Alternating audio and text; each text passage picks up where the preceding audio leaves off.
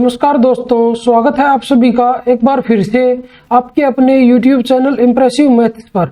आशा करता हूं कि आप सब अच्छे होंगे। आज की इस वीडियो में हम SSC CGL 2022 टायर 1 के 2 दिसंबर शिफ्ट 2 में आए हुए मैथ के क्वेश्चंस को सोल्व करेंगे। तो चलिए स्टार्ट करते हैं अपने क्वेश्चन नंबर 1 से। क्वेश्चन नंबर 1 में हमें दिया हुआ है कि एक रेलगाड़ी द्वारा 5y-1 घंटों में तय की गई दूरी 125y³ - 1 किलोमीटर है। रेलगाड़ी की चाल ज्ञात कीजिए। तो स्पीड इक्वल टू होगी डिस्टेंस अपॉन में टाइम। तो डिस्टेंस दिया हुआ है 125y³ - 1 और अपॉन में जो टाइम है वो दिया हुआ है 5y - 1। इसमें हमारा जो यूज होगा वो a³ - b³ का फॉर्मूला यूज होगा और a³ - b³ होता है a - b और इनटू में a² + ab और प्लस में b²। अभी इधर अगर देखें तो 5y - 1 आएगा एक तो, और एक आएगा 25y² और प्लस में 5y और प्लस में 1, मतलब इतनी उसकी स्पीड होगी। और ये ऑप्शन नंबर कौन सा हमारा? ये हमारा ऑप्शन नंबर है 2। तो चलिए बढ़ते हैं अपने क्वेश्चन नंबर 2 की तरफ। क्वेश्चन नंबर 2 में हमें दिया हुआ है कि छात्रों की एक कक्षा में पहले छात्र के पास 2 टॉफियां, दूसरे छात्र के पास 4, तीसरे के पास 6 और इसी तरह सभी छात्रों के पास टॉफियां हैं। यदि कक्षा में छात्रों की संख्या 25 है तो टॉफियों की कुल संख्या को खाली स्थान से भाज्य किया जा सकता है। अभी इधर अगर हम छात्र देखें तो पहले छात्र के पास 2 टॉफियां हैं और दूसरे के पास 4 हैं, तीसरे के पास 6 हैं। ऐसे ही करते हुए 25वां जो छात्र होगा उसके पास इससे डबल टॉफियां होंगी, वो होंगी 50। अभी अगर हम सभी टॉफियों को ऐड करें तो ये क्या आ जाएंगी 2 + 4 + 6। ऐसे ही बढ़ते हुए ये जाएगा +50 तक। तो इसमें से अगर हम 2 कॉमन ले लें तो ये आ जाएगा 1 + 2 + 3 और प्लस में अप टू 25 तक। तो अभी हमें इसको ऐड करना है तो यह आ जाएगा 2 × n × n + 1/2। n की वैल्यू इसमें 25, तो यह आएगा 25 और इनटू में n + 1 26 और अपॉन में 2। तो 2 से 2 कट हो जाएगा तो यह आएगा 25 × 26। अभी हमें यह बताना है कि जो ये संख्या आएगी 25 × 26 ये किस से विभाज्य होगी। अगर हम अपने ऑप्शन देखें तो 11 और 13 है, तो 11 से ये डिवाइड नहीं होगी तो ये ऑप्शन हमारा आंसर नहीं होगा। 5 और 13 मतलब ये संख्या जो 5 से भी डिवाइड हो जाएगी और 13 से भी, मतलब यही हमारा आंसर हो जाएगा। तो चलिए बढ़ते हैं अपने क्वेश्चन नंबर 3 की तरफ। क्वेश्चन नंबर 3 में हमें दिया हुआ है कि 2 उम्मीदवारों के बीच एक चुनाव में पराजित उम्मीदवार ने पड़े हुए वैध मतों का 42% हासिल किया और वह 7,68,400 मतों से चुनाव हार गया। यदि 82,560 मतों को अमान्य घोषित कर दिया गया था और 20% लोगों ने अपना मत नहीं डाला, तो अमान्य मत लोगों द्वारा नहीं डाले गए मतों के कितने प्रतिशत थे, दशमलव के बाद 1 अंक तक। तो सबसे पहले इस तरह के क्वेश्चन को हम कैसे करते हैं? इस तरह के क्वेश्चन में सबसे पहले हमारे पास होती है एक वोटर लिस्ट, और वोटर लिस्ट में से फिर बंदे कुछ जाते हैं वोट डालने और कुछ नहीं जाते। तो ये क्या आ जाएगा इधर वोट डले, मतलब जितने बंदों ने वोट डाले वो इधर आएंगे, और फिर वोट नहीं डले ये इधर आ जाएगा वोट नहीं डले, मतलब इतने बंदों ने वोट नहीं डाले। अभी जो वोट डले हैं उनमें से कुछ वोट होंगे वैलिड और कुछ वोट हो जाएंगे इनवैलिड, उनको इधर लिख देंगे। अभी इनवैलिड वोट की संख्या हमें दी हुई है 82,560 और जो वैलिड वोट्स हैं उनमें से ही विनर और लूजर का फैसला होता है। तो इधर विनर को कितने वोट मिले हैं और लूजर को कितने वोट मिले हैं वो हमें इधर से पता चलेगा कि पराजित उम्मीदवार ने पड़े हुए वैध मतों का 42% हासिल किया। अगर हम वैलिड वोट्स को 100 मान लें तो हारने वाले उम्मीदवार को इनका 42% मत मिले, मतलब ये 42 हो जाएगा, और विनर को कितने मिलेंगे? वो मिलेंगे 58%। तो इन दोनों का डिफरेंस कितना है? इन दोनों का डिफरेंस है 16 के इक्वल। और ये डिफरेंस क्वेश्चन में कितना दिया हुआ है कि वह 7,68,400 मतों से चुनाव हार गया। तो मतलब जो 16 की वैल्यू है वो क्वेश्चन में हमें दी हुई है 7,68,400 के इक्वल।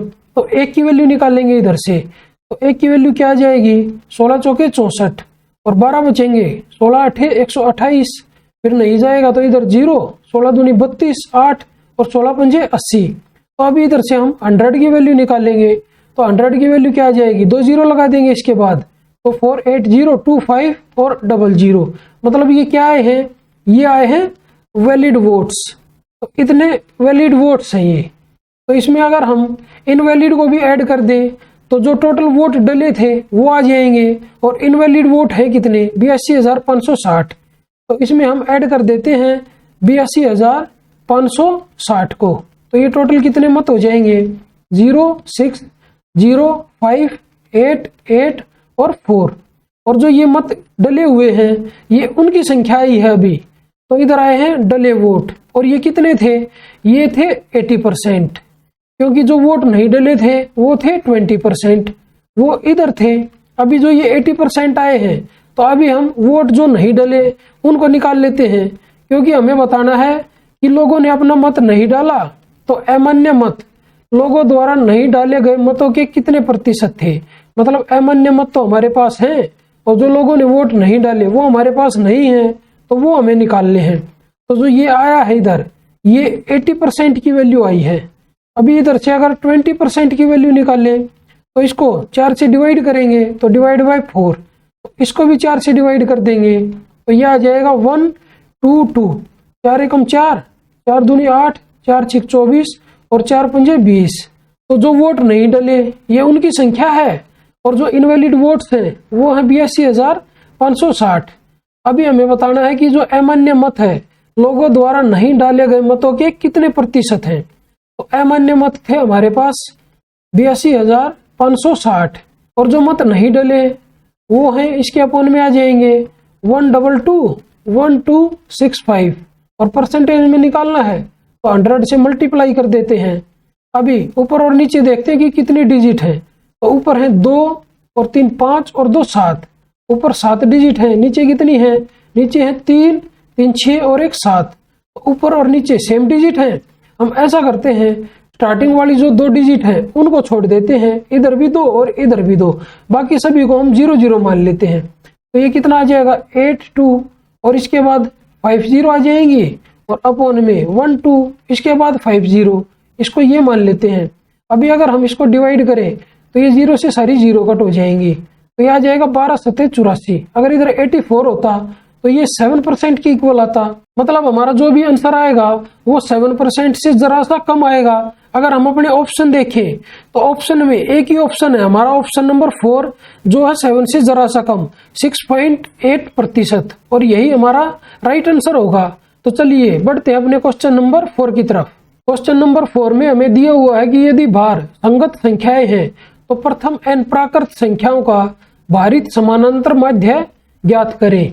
तो अगर हम संख्या मान लें 1 तो उनका भार होगा 1, अगर हम संख्या मान ले 2 तो प्रत्येक का भार होगा 2, अगर हम संख्याएं मान ले 3 तो प्रत्येक का भार हो जाएगा 3 3, अगर हम संख्याएं मान ले 4 तो हर एक का भार हो जाएगा 4। तो ऐसे ही दिया हुआ है। अगर इधर हम संख्याएं लिख लेते हैं, अगर हमारे पास एक संख्या है तो उसका भार भी 1 होगा, अगर हमारे पास संख्याएं हैं 2 तो प्रत्येक का भार होगा 2 के इक्वल, अगर संख्याएं 3 हैं तो प्रत्येक का भार होगा 3। ऐसे ही करके अगर हमारे पास संख्याएं n है तो उनका प्रत्येक का भार हो जाएगा n। तो टोटल भार कितना होगा, तो इनका भार होगा 1 × 1 1, तो ये हो जाएगा 2 × 2, तो ये हो जाएगा 4, इनका भार होगा 3 × 3 9, और इनका भार हो जाएगा n × n, मतलब n²। इसको अगर हम लिखना चाहें तो क्या लिख सकते हैं, 1 का स्क्वायर, ये है 2 का स्क्वायर, और ये है 3 का स्क्वायर, और अप टू ये जाएगा n के स्क्वायर तक। अभी हमें इन सभी का अर्थमेटिक मीन निकालना है, मतलब सबसे पहले हमें इन सब को ऐड करना है और इसको हमें फिर डिवाइड करना है इन संख्याओं की संख्या से, मतलब ये 1 + 2 + 3 अप टू n तक। तो इधर लिख लेते हैं 1 + 2 + 3 अप टू n तक। इन सभी को अगर ऐड कर दें, यहाँ पे भी प्लस आएगा, इनको अगर ऐड करें तो इनका फॉर्मूला क्या होता है, इनका फॉर्मूला होता है n × n+1 और इनटू में 2n+1 और अपॉन में 6। अभी अगर नीचे वालों को ऐड करें तो इनका फॉर्मूला होता है n × n+1 और अपॉन में 2। अभी n से n कट हो जाएगा, अभी n+1 से n+1 कट होगा और इस 2 से ये 6 3 पे कट होगा, तो ये क्या बचेगा इधर, ये बचेगा 2n+1 और अपॉन में 3। मतलब ये हमारा आंसर आया है और ये ऑप्शन नंबर हमारा है 3। तो चलिए बढ़ते हैं अपने क्वेश्चन नंबर 5 की तरफ। क्वेश्चन नंबर 5 में हमें दिया हुआ है कि एक त्रिभुज की भुजाएं 4:6:8 के अनुपात में है, यह कैसा त्रिभुज है। तो अभी अगर ऑप्शन देखें तो option number 1 acute angled, option number 2 isosceles triangle, option number 3 right angle, option number 4 है ऑब्ट्यूज एंगल्ड। तो अभी अगर हम इसकी भुजाओं को देखें तो ये है 4:6:8 के रेशियो में। तो अभी इनसे अगर पता लगाना हो कि ये कौन सी ट्रायंगल बनेगी, तो सबसे बड़ी जो भुजा है उसका स्क्वायर करेंगे। तो सबसे बड़ी भुजा इसमें है 8, 8 का स्क्वायर आएगा 64। अभी जो दो भुजाएं बची उनका स्क्वायर करेंगे तो उनका स्क्वायर आ जाएगा 16 और 36। इसको अभी ऐड कर देते हैं तो 6 और 6 12, 2 1 हासिल, 3 और 1 4 और 1 5, तो यह है 52। अभी जो 52 आया है ये 64 से कम है, मतलब जो सबसे बड़ी भुजा उसके स्क्वायर से दो भुजाओं के स्क्वायर का योग कम है, तो ये ट्रायंगल बनेगी ऑब्ट्यूज एंगल, मतलब अधिक कोण त्रिभुज। और ये ऑप्शन नंबर हमारा है 4। तो चलिए बढ़ते हैं अपने क्वेश्चन नंबर 6 की तरफ। क्वेश्चन नंबर 6 में हमें दिया हुआ है कि यदि एक अर्धगोले का व्यास 28 सेंटीमीटर है तो अर्धगोले का आयतन क्या है। तो रेडियस इधर से आ जाएगी 14 के इक्वल। तो अर्धगोले का वॉल्यूम होता है 2/3 पाई r क्यूब, तो ये वैल्यू रख देते हैं इसमें। तो 2/3 और इंटू में 22/7 और इंटू में r का क्यूब, मतलब 14 इंटू 14 और इंटू में 14। 7 से इसको कट करें तो ये 2 आएगा, अभी अपॉन में बच गया 3 और ऊपर सभी को मल्टीप्लाई करके कुछ आएगा और उसको हमें डिवाइड करना है 3 से। और 3 से जब भी कोई संख्या डिवाइड होती है तो उसके लास्ट में या तो 0.33 आता है या लास्ट में आता है 0.66 या फिर एक पूर्ण संख्या आती है, मतलब पॉइंट आता ही नहीं उसके बाद। अगर हम 1 को डिवाइड करें 3 से तो उसके लास्ट में आएगा 0.33 और अगर हम 2 को डिवाइड करें 3 से तो ये आएगा 0.66।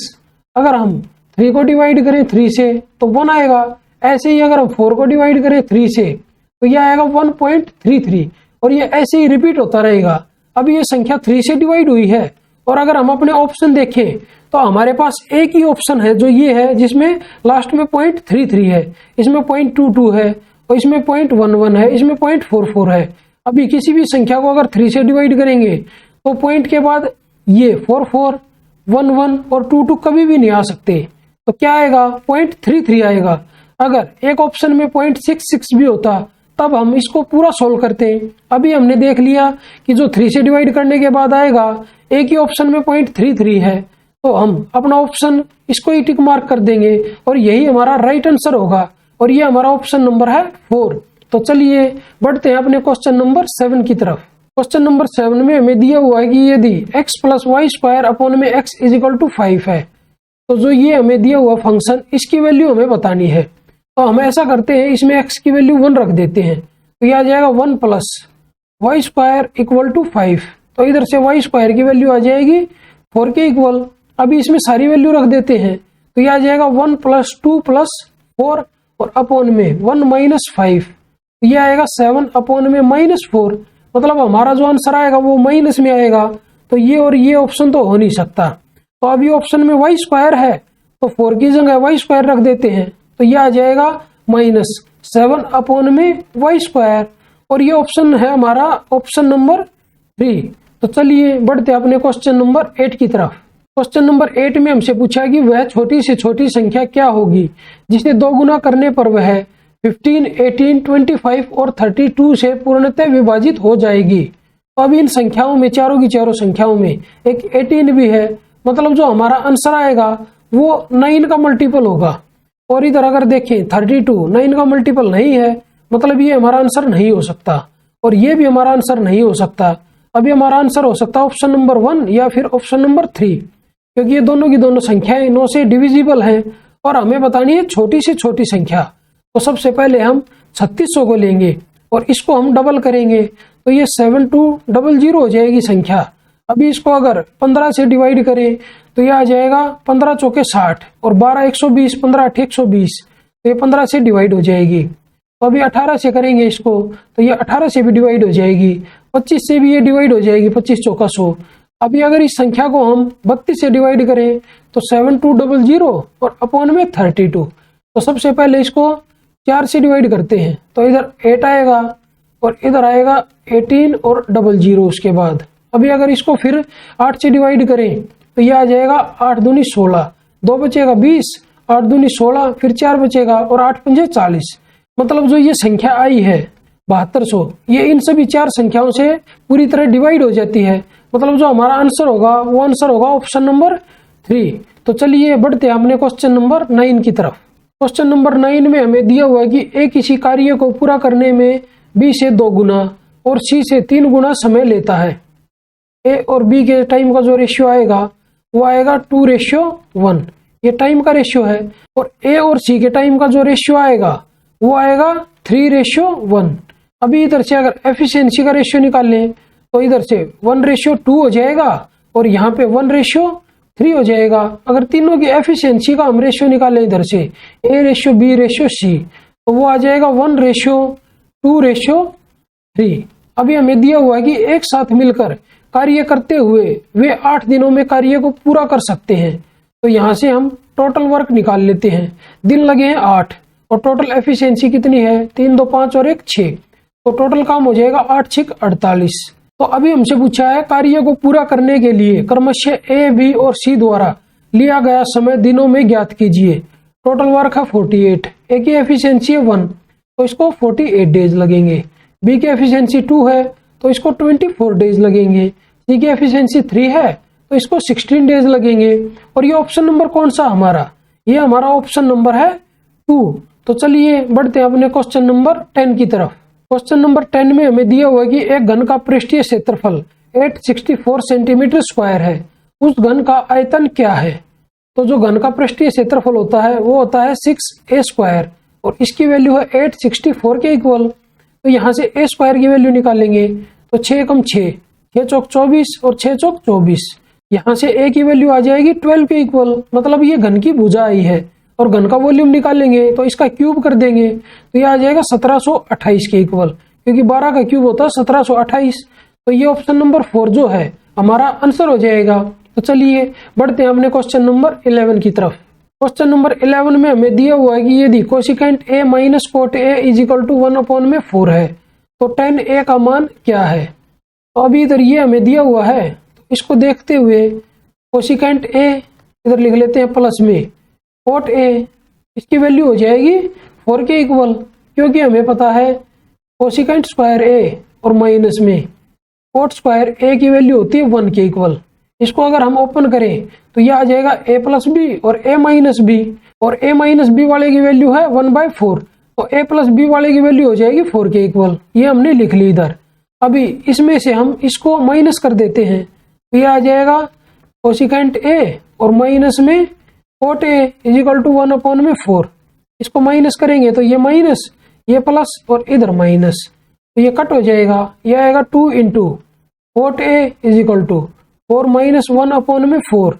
तो इधर से कोट a की जो है वो वैल्यू आ जाएगी 4 चौक 16 माइनस 1, 15/4 और अपॉन में 2, 15/8। तो हमने बतानी थी tan a की वैल्यू, तो ये पलट जाएगी। तो tan a की वैल्यू हो जाएगी 8/15 और ये ऑप्शन नंबर हमारा है 2। तो चलिए बढ़ते हैं अपने क्वेश्चन नंबर 12 की तरफ। क्वेश्चन नंबर 12 में हमें दिया हुआ है कि निम्नलिखित चार्ट का अध्ययन करें और नीचे दिए गए प्रश्न का उत्तर दें। चार्ट में हमें दिया हुआ है A, B, C और D और हमें पदार्थ दिए हुए P1, P2 और P3। तो क्वेश्चन में हमसे क्या पूछा है, क्वेश्चन में हमसे पूछा है कि कौन सा या कौन से पदार्थ सभी दवाओं में मात्रा की दृष्टि से सर्वाधिक उपयोग किया जाता है या किए जाते हैं। तो अभी अगर हम इन सब को ऐड करें तो P1 कौन सा है, ये ब्लू वाला है। इसको अगर ऐड करें तो 5 और 3 8 और 4 12 और 6 18। तो P1 की जो मात्रा है वो 18 के इक्वल है। अभी P2 की मात्रा देखें तो ये है 4 और 5 9 और प्लस में 3 12 और प्लस में 3, तो ये है 15। तो यहाँ पे 15 लिख लेते हैं। अभी P3 को देखें तो 4 और 5 9 और 3 12 और 4 16, तो ये है 16। तो अभी अगर हम अपने ऑप्शन देखें तो ऑप्शन में जो ऑप्शन नंबर 4 है P1 वो हमारा राइट आंसर हो जाएगा। तो चलिए बढ़ते हैं अपने क्वेश्चन नंबर 13 की तरफ। क्वेश्चन नंबर 13 में हमें दिया हुआ है कि नीचे दी गई तालिका 5 विभिन्न फैक्ट्रियों में काम करने वाले श्रमिकों की संख्या को दर्शाती है। और क्वेश्चन में हमसे पूछा है सभी फैक्ट्रियों में काम करने वाले श्रमिकों की कुल संख्या क्या है, मतलब इन सभी को ऐड करना है। इनको ऐड करेंगे तो 100, इन दोनों को ऐड करेंगे तो 105 और इसमें 15 ऐड करेंगे तो ये हो जाएगा 120 और प्लस में 100, तो इन सभी को ऐड करके आएगा 220 और ये ऑप्शन नंबर हमारा है 1। तो चलिए बढ़ते हैं अपने क्वेश्चन नंबर 14 की तरफ। क्वेश्चन नंबर 14 में हमें दिया हुआ है कि चावल की कीमत में 20% की कमी एक व्यक्ति को रुपए 450 में 50 किलोग्राम अधिक चावल प्राप्त करने में सक्षम बनाती है। चावल का मूल मूल्य प्रति किलोग्राम ज्ञात कीजिए। तो सबसे पहले हम देखेंगे कि यहाँ पे क्या दिया हुआ है 20%, तो 100 लिखेंगे और 20 कम करके 80 लिखेंगे। तो अभी हमें दिया हुआ है रुपए 450 और चावल की मात्रा है 50 किलो, तो हम इसको कैसे लिखेंगे, तो सबसे पहले 20 और इंटू में इसके साथ रुपए 450 और अपॉन में चावल की मात्रा 50 किलोग्राम और इंटू में यहाँ पे अभी या तो 100 आएगा या 80 आएगा, इन दोनों में से एक लिखना है और हमारा आंसर आ जाएगा। तो वो देख लेते हैं कि इधर क्या आएगा।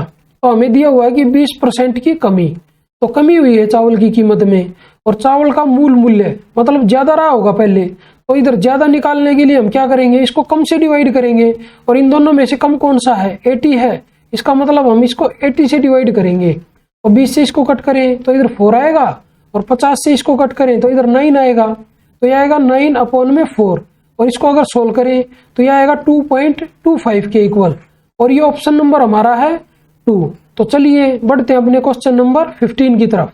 क्वेश्चन नंबर 15 में हमें दिया हुआ है कि ट्राइंगल ABC में B पर समकोण है। तो सबसे पहले हम एक समकोण त्रिभुज बना लेते हैं और जो ये एंगल है ये B है, यहाँ पे A मान लेते हैं और यहाँ पे C।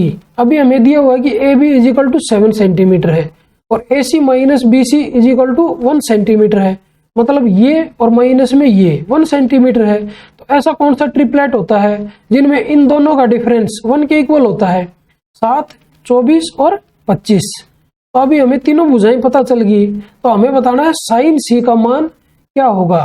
तो इस ट्राइंगल में साइन C क्या हो जाएगा, तो अभी इधर ये एंगल है तो साइन C की वैल्यू आ जाएगी sine C equal to 7 upon में 25 और ये ऑप्शन नंबर हमारा है 1। तो चलिए बढ़ते हैं अपने क्वेश्चन नंबर 16 की तरफ। क्वेश्चन नंबर 16 में हमें दिया हुआ है कि ट्राइंगल ABC में AB इजिकल टू AC है। तो सबसे पहले हम एक ट्राइंगल ड्रॉ कर लेते हैं। ये पॉइंट मान लेते हैं A है, ये पॉइंट B है और ये पॉइंट C है। अभी हमें दिया हुआ कि AB AC के इक्वल है। बिंदु O BC पर इस प्रकार स्थित है कि BO इजिकल टू CO है।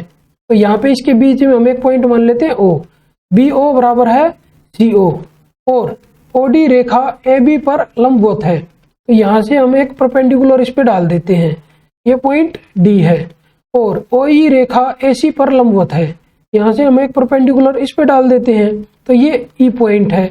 यदि angle BOD equal to 60 degree है तो एंगल BOD ये वाला एंगल है 60 डिग्री के इक्वल। तो एंगल AOE का माप क्या होगा, एंगल AOE इस एंगल की माप हमें बतानी है। तो अभी अगर हम देखें AB भुजा AC के इक्वल है तो ये एंगल इस एंगल के इक्वल होगा और ये एंगल 90 डिग्री है, ये भी 90 डिग्री है और ये एंगल इधर 60 डिग्री है। अगर हम ट्राइंगल देखें OB और D में और ट्राइंगल OCE में ये एंगल बराबर हैं दोनों और ये दोनों एंगल बराबर हैं, तो ये एंगल इस एंगल के बराबर हो जाएगा। तो ये क्या हो जाएगा, ये भी 60 डिग्री के इक्वल होगा। अभी A को O के साथ मिलाया गया है और ये इसका मध्य बिंदु है और ये दोनों की दोनों भुजाएं बराबर भी हैं, तो ये क्या हो जाएगा, ये AO BC पर परपेंडिकुलर बाइसेक्टर हो जाएगा, मतलब ये इसको बाइसेक्ट भी करेगा और जो ये एंगल होगा ये 90 डिग्री का भी होगा। ये इधर अगर 60 डिग्री है तो ये एंगल बचेगा 30 डिग्री का और यही हमें बताना था। और ये ऑप्शन नंबर कौन सा हमारा, ये हमारा ऑप्शन नंबर है 3। तो चलिए बढ़ते अपने क्वेश्चन नंबर 17 की तरफ। क्वेश्चन नंबर 17 में हमें दिया हुआ है कि A B C और D रुपए 93,100 की संपत्ति साझा करते हैं।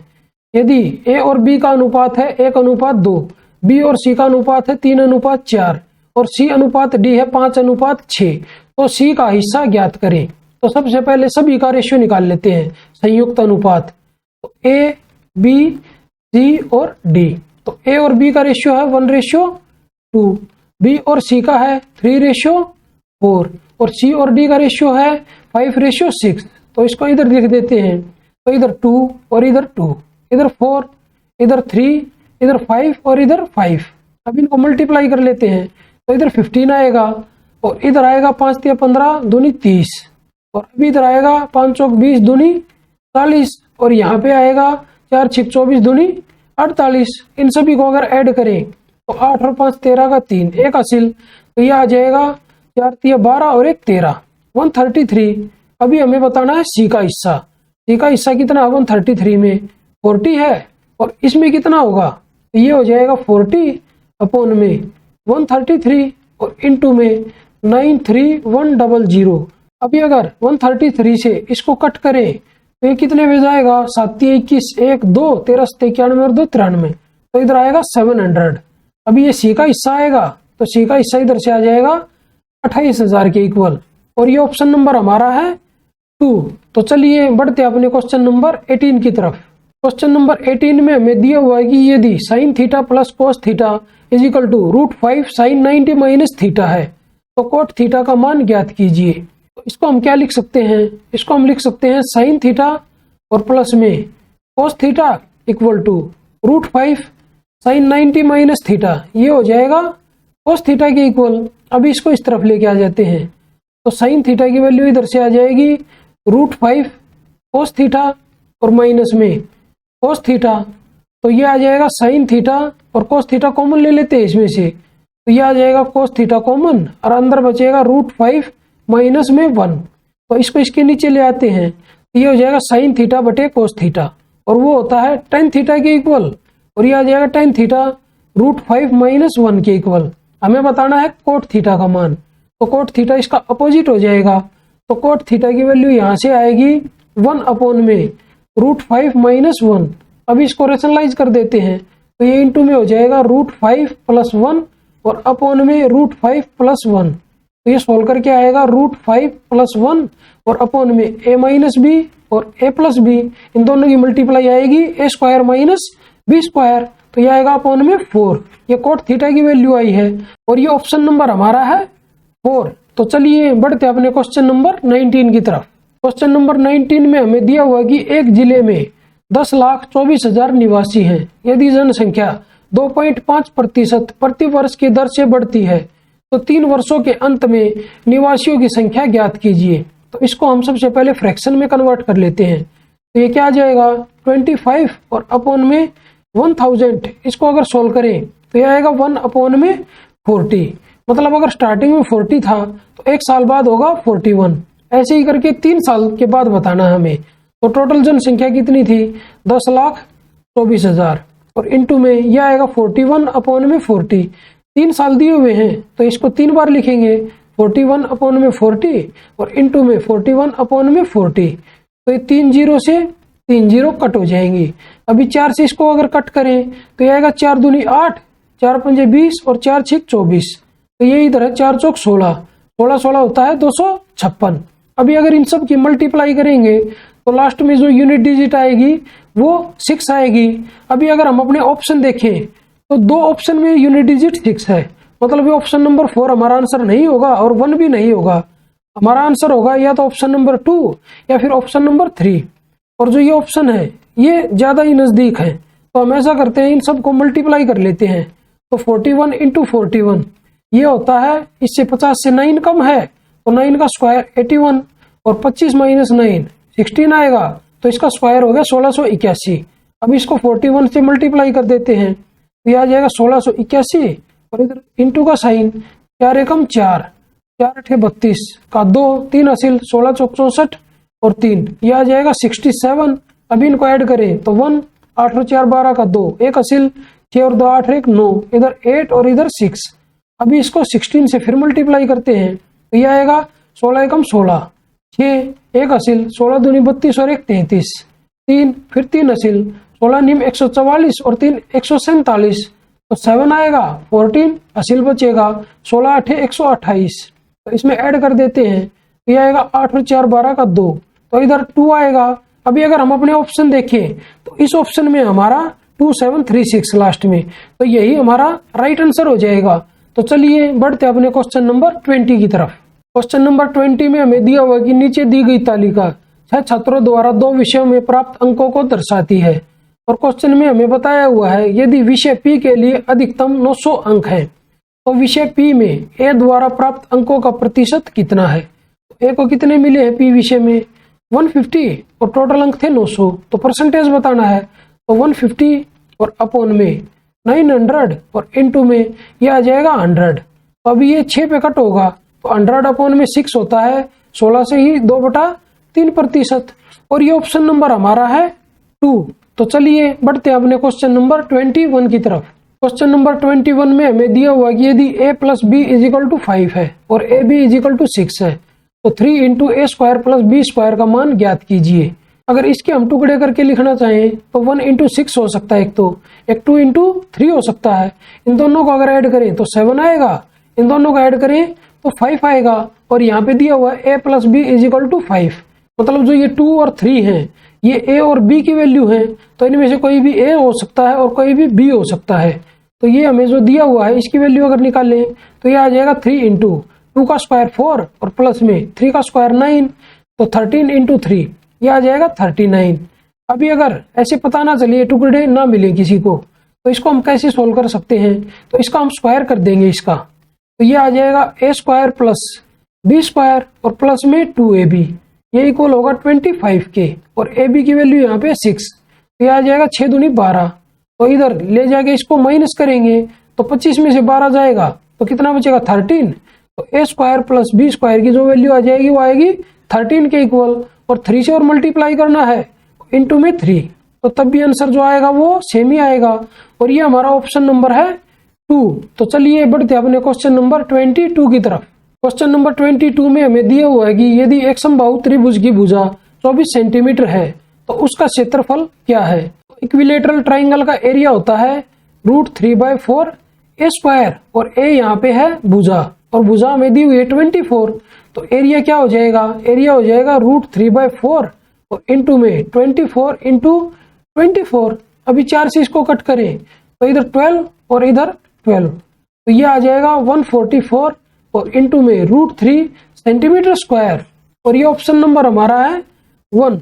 तो चलिए बढ़ते हैं अपने क्वेश्चन नंबर 23 की तरफ। क्वेश्चन नंबर 23 में हमें दिया हुआ है कि 400 मीटर की दौड़ में a 16 मीटर प्रति सेकंड की चाल से दौड़ता है।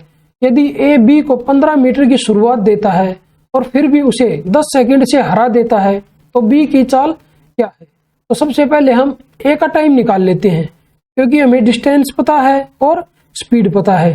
तो इधर से टाइम जो है a का वो आ जाएगा 400 और अपॉन में 16, तो ये टाइम आएगा 16 दूनी 32, 16 पंजे 80, मतलब 25 सेकंड, ये ए का टाइम आया है।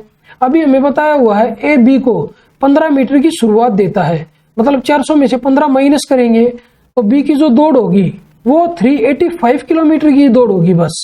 और हमें दिया हुआ है कि फिर भी उसे 10 सेकंड से हरा देता है, मतलब ए बी को 15 मीटर की शुरुआत दे देता है, फिर भी उसको 10 सेकंड से हरा देता है, मतलब जब वो पहुंचता है तो उसके 10 सेकंड बाद बी पहुंचता है। तो ए कितने टाइम में पहुंचता है 25 सेकंड में, तो बी का टाइम कितना आ जाएगा यहाँ से 25 + 10, मतलब बी को 35 सेकंड लगेंगे और उसका डिस्टेंस है 385 किलोमीटर।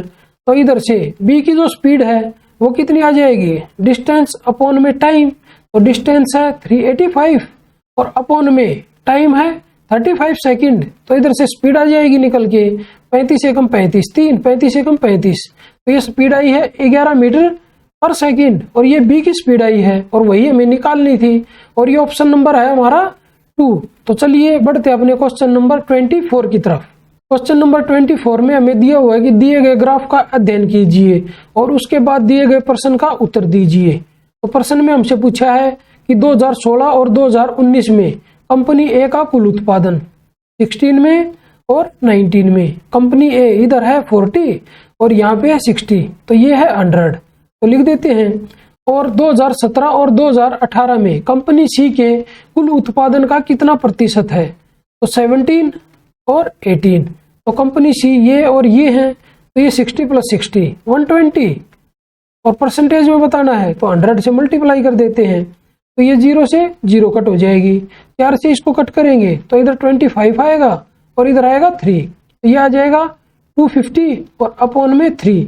अभी 3 से इसको डिवाइड करेंगे तो लास्ट में या तो 0.33 आएगा या लास्ट में आएगा 0.66, और एक ही ऑप्शन में 0.33 है, तो यही हमारा आंसर हो जाएगा 83.33%।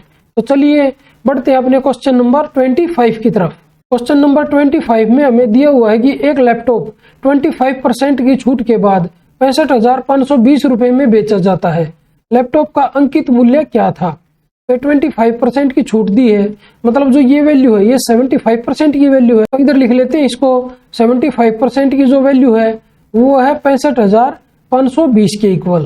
तो अभी हमें 100% की वैल्यू निकालनी है, क्योंकि हमसे मार्क प्राइस पूछा है, अंकित मूल्य। तो 100% की वैल्यू निकालेंगे तो 65,520 और इंटू में 100 और अपॉन में 75। 25 से इसको कट करें तो ये 4 आएगा, इधर आएगा 3। अभी 3 से इसको कट करेंगे तो 3 दूनी 6, 3 एकम 3, 3 अठे 24, 3 चौक 12 और 0।